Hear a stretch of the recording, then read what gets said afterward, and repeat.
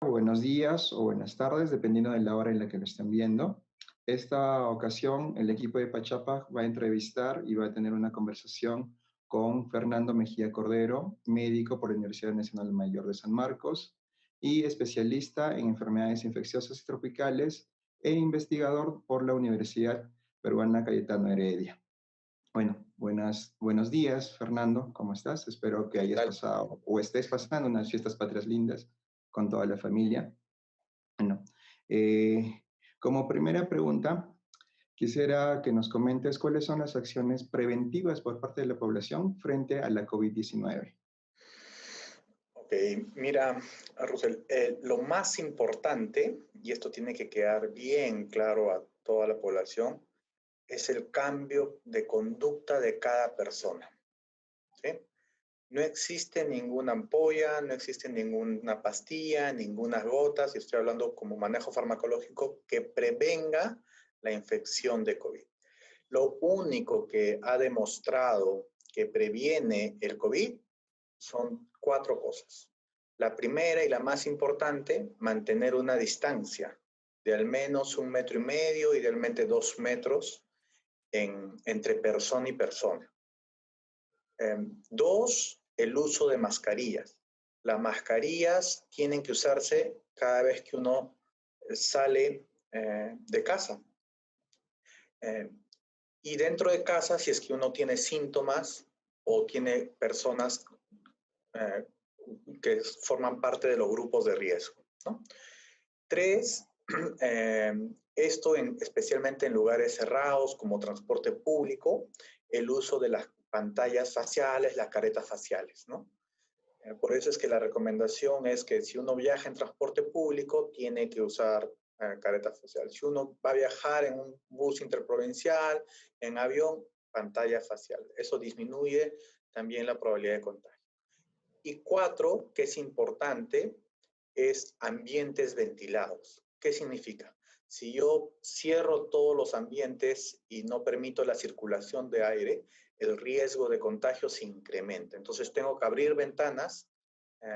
Yo sé que ahora estamos en temporada de invierno, pero es súper importante especialmente abrir las ventanas para evitar la transmisión, ¿no? Esas 4 medidas es lo único que previene que uno se infecte con COVID. Por ejemplo, te cuento que ayer aquí hubo una pequeña marcha en la plaza, ayer 28 de julio, con respecto a la negativa de un grupo de la población a usar mascarillas.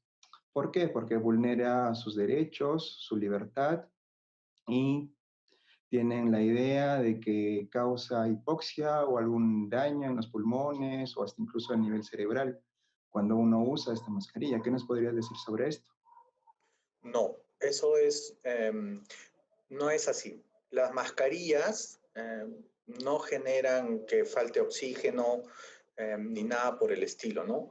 Ya se ha estudiado eso bastante. Las mascarillas en los países que han sido usados rigurosamente toda la población, la probabilidad de transmisión y de infección es claramente menor. Entonces, sí es una medida que se recomienda especialmente cuando uno está cerca a una persona, ¿no? No genera Aún, hipoxemia, eso es clarísimo. aún así, sean las mascarillas de tela, porque ahora es muy difícil encontrar las mascarillas medicadas, tipo la N95 o KN90 también. Sobre eso, ¿las de tela igual también protegen de ese mismo modo? Sí, miren, las mascarillas N95 no hay que usarlas a la población general. Las mascarillas N95 sí a las personas les genera una sensación de falta de aire. ¿Por qué? Porque estos son unos respiradores que tienen que estar herméticos. Eso solamente debe ser usado por personal de salud que ve pacientes COVID, no por población general. Por población general, si uno se dedica a usar mascarilla N95, probablemente se va a sentirse que le falte el aire porque es una mascarilla hermética. Eso no se usa para actividades diarias. La mascarilla que se debe usar para actividades diarias es la mascarilla simple quirúrgica o la mascarilla de tela, como son las recomendaciones que se ha dado, ¿no?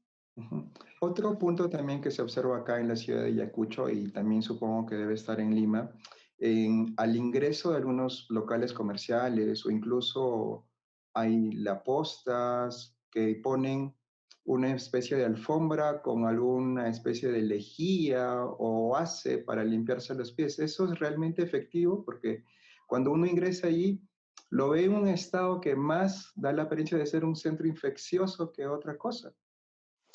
Sí, eso es una medida que no se usa en ningún otro sitio. Eh, es una medida que debe revisarse, ¿no? Eh, porque en realidad tienen que tener en claro algo importante. El virus solamente entra a través del sistema respiratorio, a través de las mucosas. ¿Qué significa? Si yo estoy cerca de una persona y esta persona está hablando cerca a mí, va a transmitirme el virus y van a entrar por las fosas nasales o por la mucosa respiratoria. Si Ujú. yo no me lavo las manos adecuadamente y cojo diversos objetos y me llevo a la mano esto, a la cara, también voy a llevar el virus a mi vía respiratoria. Entonces, Claro, ahorita, claro, si es que yo camino y no toco las superficies del piso, no tiene mucho sentido tener estas bandejas, ¿no? Genera más disconfort porque ensucia todo, moja todo, es cierto. sí, Lo pues más es importante más, que tiene, exacto, lo más importante que tienen que tener en claro, como le digo, es la distancia, el uso de mascarillas, la pantalla, ambientes ventilados y en lugar de estar poniendo eso, lavado de manos, frecuentemente, ya exacto. sea con jabón, agua y jabón, Sí. o con alcohol gel, ¿no? Ya, justamente eso quería abordar ahora, con el tema del agua. Nuestra organización de Pachapa trata y trabaja mucho con el agua. Entonces, hay muchas comunidades o zonas de las ciudades o comunidades altoandinas o de la selva que no tienen acceso a un agua segura. ¿Qué le hacemos frente a esto? O sea, el alcohol puede ser una opción, el agua, no sé, alguna sugerencia con respecto en sociedades, en comunidades donde falta el agua. Sí, mire, el agua potable, eh, digamos, sería lo ideal, pero si tienen agua de riachuelos o agua de cualquier tipo de agua, ¿no? No necesariamente tiene que ser agua potable. Lo importante es hacer fricción con jabón para finalmente por arrastre, por una cuestión de arrastre, eliminar el virus. Si no tienen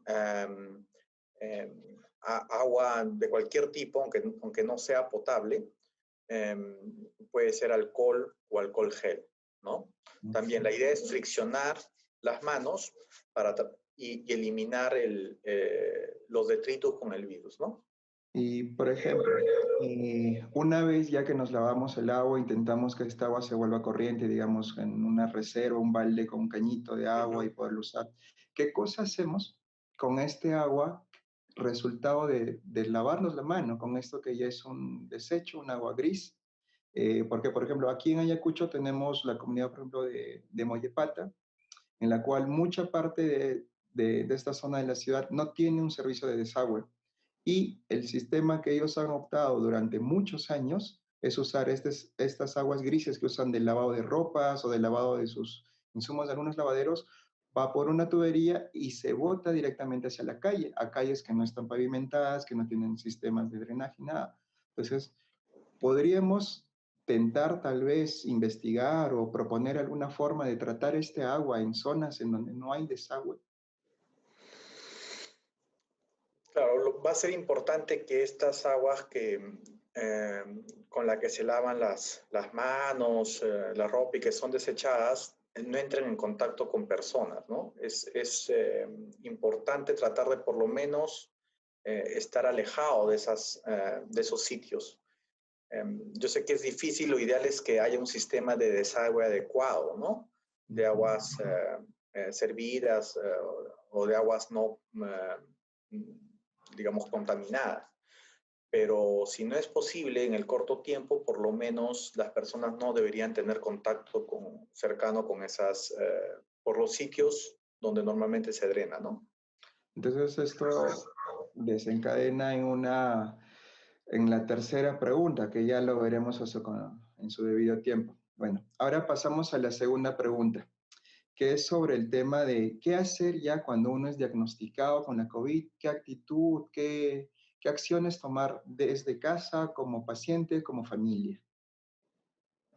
Ok, mire, lo más importante es en el contexto de pandemia, la pandemia es, digamos, hay una infección que está circulando, que es muy frecuente y que cualquier síntoma relacionado a síntomas respiratorios tiene que ser asumido como tal.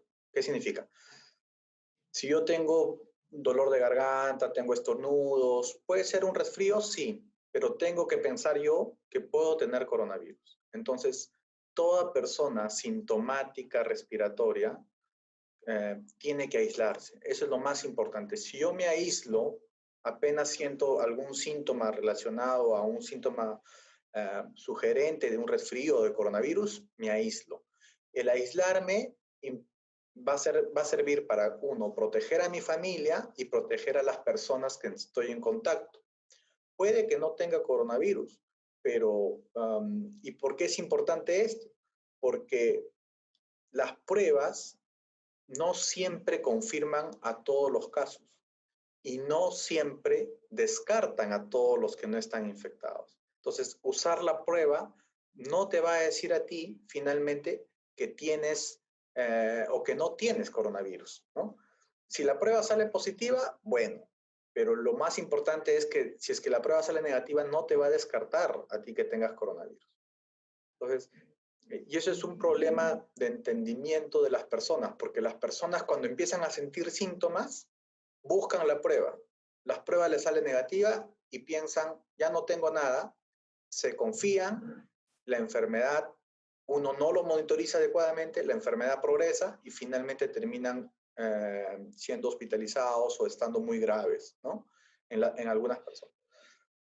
Claro, y por ejemplo, dime. Sí, lo importante que hay que saber en esta enfermedad es, primero, que la mayoría de las personas van a ser formas leves o van a no presentar síntomas. ¿Qué significa?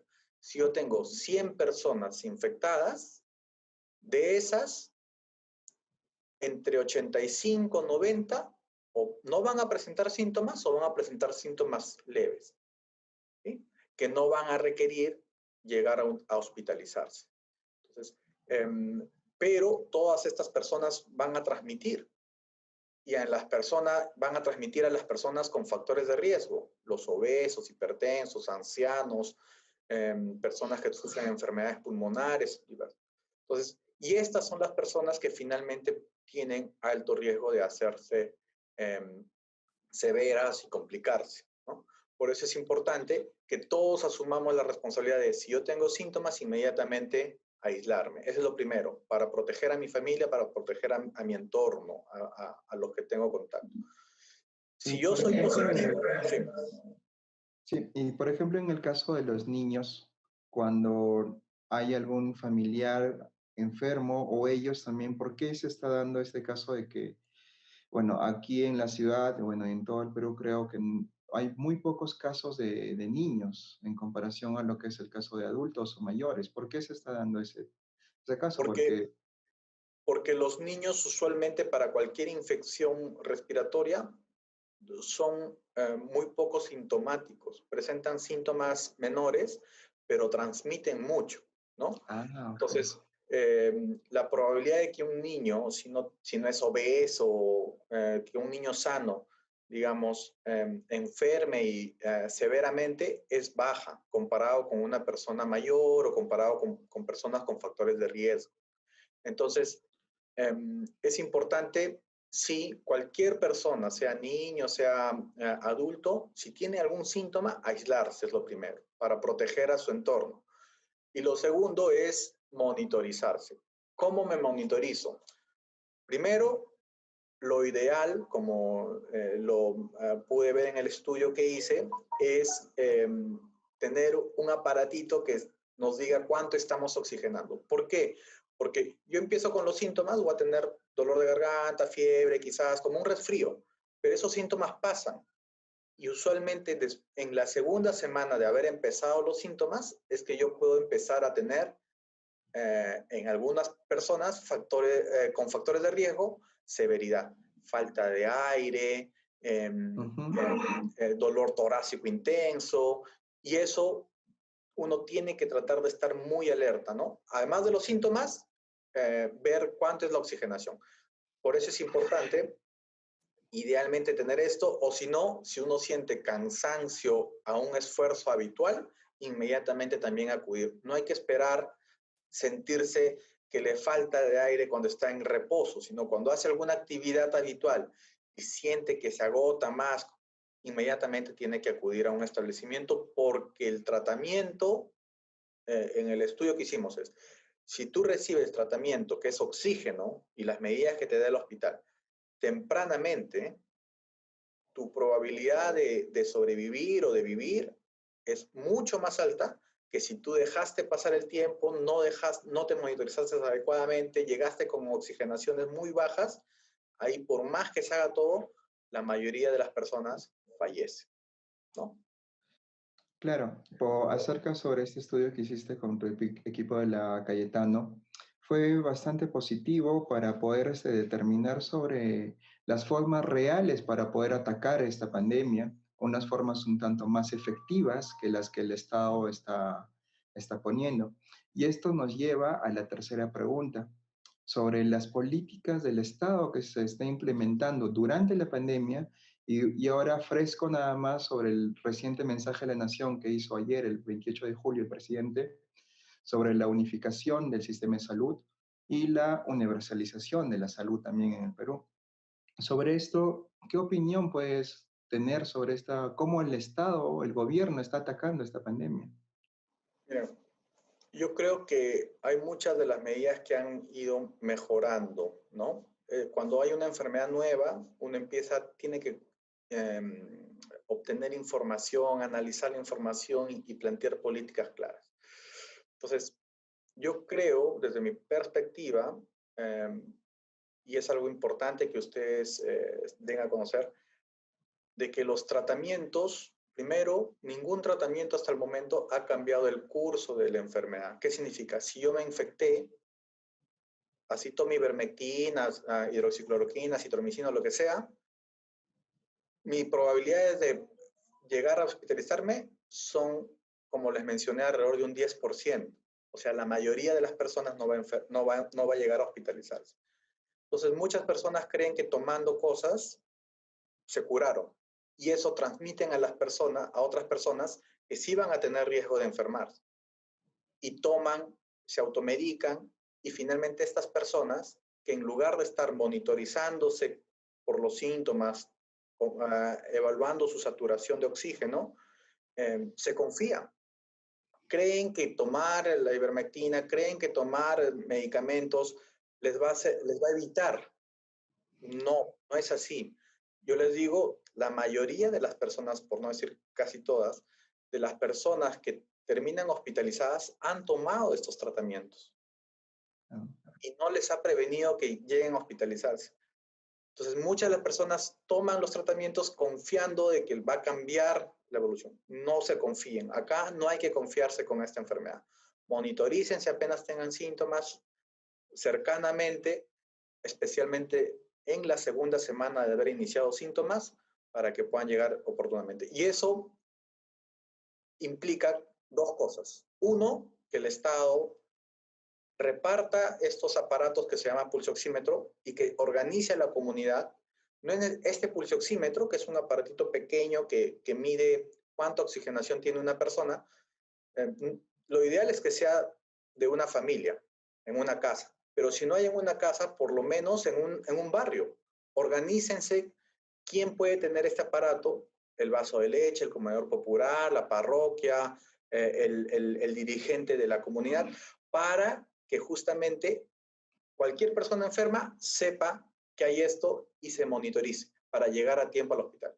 Y al Estado le corresponde suministrar oxígeno, porque el oxígeno necesitamos tener oxígeno adecuado para la cantidad de personas que van a enfermar.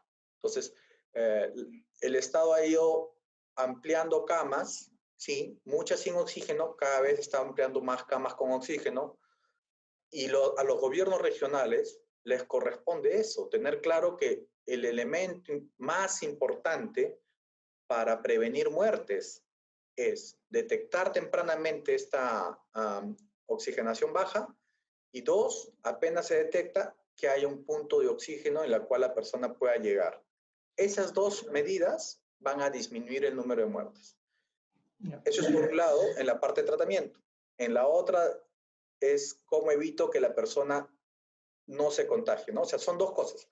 Evitar el contagio, y dos, si la persona se contagió, monitoreo temprano, y si es que detecto que su oxigenación bajó, inmediatamente tengo que estar brindándole oxígeno y los cuidados habituales que tiene el hospital, ¿no? Entonces, esas son las dos cosas más importantes que tiene que hacer todo gobierno regional. Si tienen que gastar dinero, inviertan camas y oxígeno. Exacto. Por ejemplo, te comento, aquí hace una semana aproximadamente la iglesia está recaudando fondos para poder comprar al menos unos 200 balones de oxígeno y también implementar si es que alcanza, poder hacer una planta de oxígeno. Entonces, esto está dirigido por la Iglesia Católica aquí en Ayacucho y también en otros lados ha habido iniciativas similares. Pero el gobierno regional y el gobiernos municipales se ponen a colaborar con ellos cuando ellos no asumen su responsabilidad frente a esto. Sobre eso, pero el equipo que monta los fluxiosímetros y los balones de oxígeno ya están escaseando en la ciudad y ni siquiera hemos llegado a un número de infectados o de casos graves. Esto nos dilucida un futuro tal vez trágico, porque la iglesia se tiene que hacer cosas cuando el que tiene que hacerlo, que es el gobierno regional y los gobiernos municipales, no lo hacen. Más bien, podemos decir que se suman a esto, a esta iniciativa de otra institución, cuando ellos deberían propiciar esto. Ahora, en el tema, por ejemplo, un poco más a largo plazo, estabas hablando sobre el tema de la ventilación de las viviendas, la iluminación correcta de las viviendas también para prevenir no solamente esta enfermedad, sino muchas otras enfermedades. También el tema del agua y desagüe de nuestras ciudades. Mira, yo como arquitecto, este es un tema muy fuerte en todas nuestras ciudades peruanas y hasta latinoamericanas, que tenemos ciudades enfermas que propician la enfermedad. Por ejemplo, hace unas décadas, cuando hubo la pandemia de tuberculosis y de neumonía, que hubo una propuesta estatal de que la arquitectura y la ciudad luchara contra esto. Ahí tenemos un claro ejemplo, la unidad vecinal número 3 en Lima, tenemos la unidad Palomino, que fue hecho bajo estos estándares. Ahora, con el tema estatal ahorita, que tiene un desinterés absoluto por la vivienda y por la ciudad, como médico, ¿cómo ves esto? Porque también con esta unificación del sistema de salud, ¿lo ves positivo que se aunan esfuerzos de unir el de salud, el hospital militares, policiales, con el sistema del Ministerio de Salud? Mire, eso es en cualquier sistema de salud público en otras partes del mundo, son sistemas únicos. Aquí es un ideal, pero pasar de como quien dice, de la idea al papel y a la práctica va a ser bien complicado, ¿no? ¿Por qué? Porque por cuestiones de financiamiento, por cuestiones de cuotas de poder, por cuestiones de los trabajadores dan un cierto monto, les descuentan, en cambio a los del CIS no. O sea, son sistemas diversos, pero lo ideal es tener un sistema único, ¿no? Como ideal está bien, pero aterrizando o volviendo al día a día va a ser una cuestión muy difícil. Entonces, pero el Estado tiene que asumir la responsabilidad en salud, ¿no? O sea, el anuncio del presidente de hacer dar un incremento del monto para salud. Y salud no solamente implica, pues, al personal o a los hospitales. Salud también implica invertir en agua, en desagüe, ¿no? En educación. eh, Porque miren, si es que las personas fueran lo suficientemente educadas, instruidas, claramente estarían como en otros países pasa, ¿no? Todos con mascarilla, todos manteniendo distancia, tratando en lo posible de evitar el contagio, pero muchas personas no creen, tienen rechazo al uso de mascarilla, y eso es básicamente una cuestión de educación, ¿no? Entonces, la salud de la población es multifactorial, ¿no? No solamente tiene que ver con hospitales y personal de salud, tiene que ver con múltiples otras aristas, que tiene que ver educación, infraestructura, servicios básicos. O sea, yo estoy convencidísimo que en cualquier país del mundo, cuando toda su población ha tenido acceso a agua y desagüe, muchas enfermedades han disminuido o han inclusive desaparecido, ¿no? Y acá es algo que se tiene que invertir. Entonces, la iniciativa que tienen ustedes de buscar agua es súper importante, ¿no? Por ejemplo, ahora, una de las aristas que también en el mensaje se notaron muy levemente es el tema de la salud mental. Ahora, esta pandemia con el aislamiento, con guardar la cuarentena, esto y ver este tema de crisis, tú también como médico has padecido y has visto muertes a diario en comparación a lo que era antes de esto.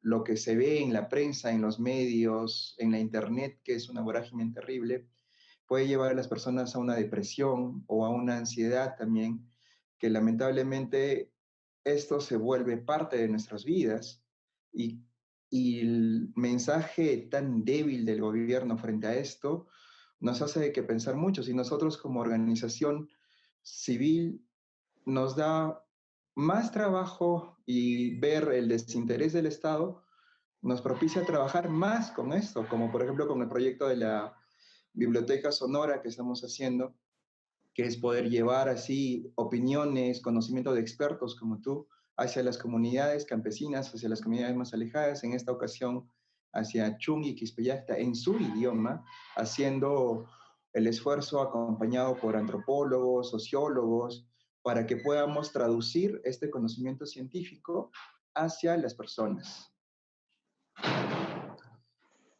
Sí, o sea, es importante cualquier esfuerzo que implique brindar conocimiento y educación, especialmente en estas situaciones, ¿no? Porque, como bien lo has dicho, la salud mental de las personas, esto es algo inédito. O sea, nunca hemos vivido una pandemia como la que estamos viviendo ahora. Es totalmente inédito. Ni siquiera la epidemia de la gripe porcina en el año 2009 uno pasó por esto, ¿no? Entonces, aislamientos prolongados, todos tienen un familiar, un vecino, un amigo, un colega que falleció por esta enfermedad.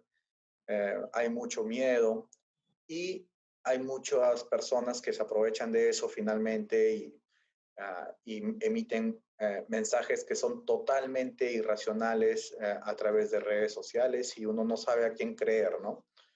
Entonces, finalmente, yo lo que les puedo decir es, miren, esta situación en algún momento va a pasar. No va a ser a corto plazo. Hay que hacerse la idea y lo más importante es disminuir las expectativas que uno tiene, ¿no? O sea, ¿qué significa?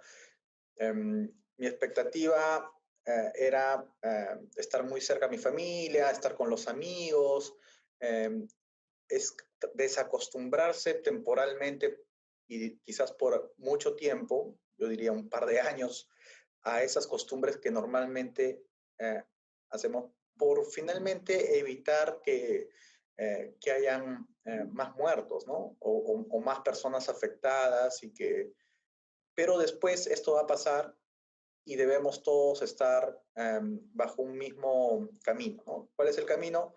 Tenemos que mejorar nuestro sistema de salud, tenemos que mejorar nuestra educación, tenemos que mejorar nuestra infraestructura y hay que exigir a los gobiernos locales, regionales, al gobierno nacional, justamente que cumpla con eso, ¿no? O sea, no solamente la salud mental depende mucho de cómo estemos cada uno. Esto es muy difícil para todos, es dificilísimo, no solamente para la ciudadanía, sino para las personas de primera línea, ¿no? Solamente les digo, en Lima, más o menos 2.5 millones de personas han perdido su empleo formal. Eso es terrible. Si es que uno viniera a Lima y va a un sitio donde normalmente habían 15 personas, ahora hay 2, 3 personas trabajando y todas las demás finalmente están desempleadas, ¿no? O sea, la gente está también desesperada, la salud mental es un problema serio, pero apoyemos cada uno desde nuestra posición. Hay personas que no son médicos, no son personal de salud, no son policías, pero la posición de cada uno tiene que ser: voy a evitar contagiarme o transmitir, si es que soy un asintomático, esta infección. Voy a cambiar mi conducta, voy a distanciarme, voy a usar mascarilla. Eso es lo más importante. Cada persona tiene que asumir su responsabilidad. Muchas gracias, Fernando, y un honor haberte tenido en este día especial. Bueno, te felicito por el trabajo, la investigación y el trabajo como médico que vienes realizando, y muchas gracias por esta entrevista. Unas Gracias, sí. palabras finales para podernos despedir, por favor.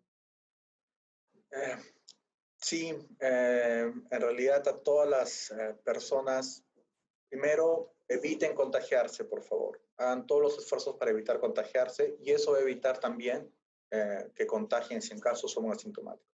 2, si en algún momento se enferman, porque es una posibilidad, busquen monitorizarse de cerca. Y lo tercero es, en lugar de estar exigiendo pruebas y en lugar de estar exigiendo tratamientos, exijan a sus gobiernos regionales, a sus autoridades, la implementación o que haya oxígeno suficiente cuando uno realmente lo va a requerir, ¿no? Y que esto va a pasar. Esto va a pasar y, por favor, todos tienen que tener el mismo horizonte de mejorar su sistema de salud, su educación, nadie sabe cuándo va a llegar una nueva situación como esta. Entonces, tenemos que estar preparados. Ustedes todavía no tienen la avalancha de casos que todavía tiene Arequipa, por ejemplo, así que tienen un poquito de tiempo para prepararse y exijan eso a sus autoridades, ¿no? Listo. Muchas gracias, Fernando, y un gusto tenerte con nosotros. Gracias. Hasta luego. Ya.